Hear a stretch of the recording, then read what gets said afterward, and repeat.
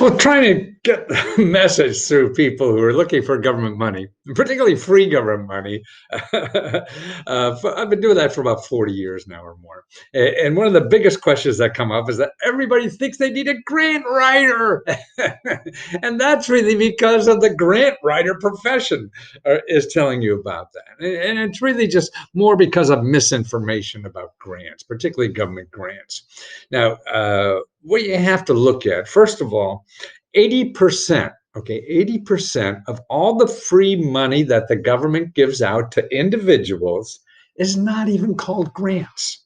See, so this is why, you're thinking, okay, I want a grant because it's free money. Okay, that makes sense. But what you're missing is 80% of the other free money because you're going to go up to an agency or a government office and ask for grants. Hey, I want to know about all your grants. And they're only going to show you 20% of what they have because this other stuff is called something else. This is why I always use the word free money instead of grants. And really what you should use is a term called financial assistance, and that's important. So right there, these things that are financial assistance for people and even the grants they call it or whatever, they're very simple forms. Some are not, and you're true. You may need a grant writer. And the most of the cases I've seen for that is if you're a nonprofit organization trying to get lots of money, then maybe you need a grant writer. But what you should do first is make sure you get the application first. In other words, you don't want to go and say, okay, I need a grant writer. And before I start looking for a grant, I'm going to hire a grant writer. I'll go on, these sites and, oh, yeah, they'll charge you $500, $5,000, whatever. No, don't even let that come into your head until you see the application. I mean, there's maybe a 5% chance that the application that you have want to fill out will require a grant writer. But plus, there's other ways to get around that. There is, because agencies that give out money, particularly grant money, and that are complicated, have free courses on how to fill out their grants. They're going to teach you how to fill it out. Yeah. And that's what's available. Plus, there's nonprofit organizations around the world, around the country, that help you fill out these things for free. And then don't forget, that's only about 5% of the money. So you don't even have to worry about it until you run into a complicated application. The hardest part is finding the application. That's the hard part. Fill out the form. That's just, a numbers game. Okay. And you probably won't need any help. Now, I put together about 7 sample applications that the average person will probably need. Not a big thing, whatever. So here's one here for, this is where you could get $15,000 to repair your home. And this is a grant.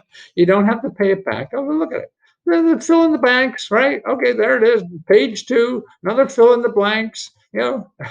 Sign the form, send it in. Okay, $15,000 grant. That's it. You need a grant writer for that? Then you won't even know how to spend the $15,000 if you're that far off. Okay, here's another one. $2,500 grant to work from home. $2,500 grant to work from home. Yes, $2,500 grant to work from home. This is from Montgomery County. This is the county where I live in. Look at, there's a couple, again, fill in the blanks. And that's it. Okay, sign it and you're gone. Okay, so that's an interesting one. And so here's an application to get a free car. Who would have thought? Okay, it's not a grant, but it's a car. But it's just going to again be filling in the blanks, an application or whatever. Here's another one: $8,000 to start a new career. Okay, now look at this one. This one: individual training grants, pays for tuition, registration fees, testing fees, and books, and in-demand training. Okay, so $8,000, you get a new career. And again, that's just fill in the blanks. whatever. Oh, here's another interesting one. Uh, this is you get $1,600 to keep your job. In other words, or you have trouble, whatever, financial trouble, and you may lose your job because of financial trouble. Okay, $1,600. Just fill out the application, a few forms, and that's it. A few pages. Okay, so you're really looking at 2, 3 pages. Fill in the blanks. Not even a complete sentence, that it takes. Okay, now here's another neat one I found. This is a grant, $3,000 for people who like to work with crafts, and they're in trouble because of they need extra money for their craft business because of the virus corona. So they have emergency craft money, $3,000. And that's neat. Emergency relief grant. Okay, look at that. See, and you just fill out again the form. And now here's one for businesses. Okay, this is in Maryland, businesses. Now everything from a $50,000 loan with no interest, a rural business equipment and working capital loan, a small minority women-owned business money. Actually, they give money to small businesses, minority businesses, women-owned business from the lottery. The proceeds of the lottery go to that fund. Again, it's just don't worry about all this stuff that people are going to make you worry about all this. What I always thought of, the people who call me up and they say, "Hey, well, first you show me where to apply for these funds. I want to know. I want to hire a grant writer." I said, "Don't do that. You don't even see the application yet." And 9 times out of 10, that application is going to be very easy. Fill in the blanks. You're going out to get spend all this time and money to hire a grant writer, and you don't even have the application.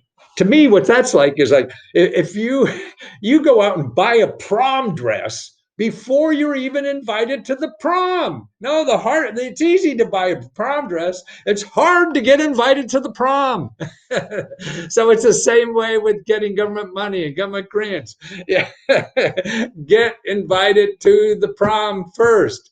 Find the application that you think is worthwhile for you to apply for. Then you'll say, and then ask the people there. They help you. See, everybody in the government is there to help you fill out that application. It's their job. They get paid to do that. Okay. And if you don't get enough from them, okay, then you need help. Okay. Then you go and get nonprofits that will help you do that for free. Now, the third step of that, okay, that all blows up, sure, then you can spend money. But see, that's way down the line. You don't want to do that. You want to spend every energy, every second of your time looking for the right place to apply. Because without that, if you don't get an invite to the prom, it don't matter how good your prom dress is, because it's just going to sit in the closet.